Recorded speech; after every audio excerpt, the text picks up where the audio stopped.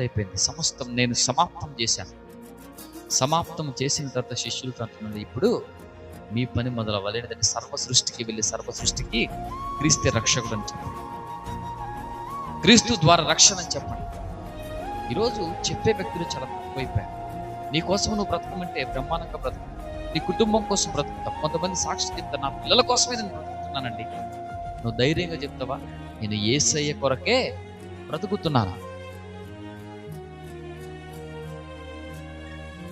పౌలు అంటాడు, మేము ఆయన కొరకు బ్రతుకుతున్నాం, ఆయన కొరకు చలించుచున్నాం, ఆయన కొరకు మాత్రమే ఉనికిని కలిగి ఉన్నాం. ఈరోజు నీకు చెప్పే ధైర్యం ఉందా, నేను యేసయ్య కొరకే బ్రతుకుతున్నానండి?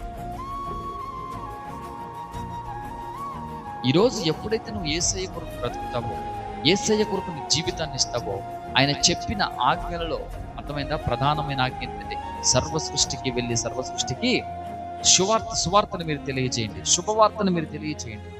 ఇది ఏ వ్యక్తి జీవిస్తాడో ఆ వ్యక్తి పౌలు వల్లే ఒక సాక్ష్యం ఇస్తాడు. ఏమన్నా తెలుసా, నా పరుగును నేను కడముట్టించాను, నా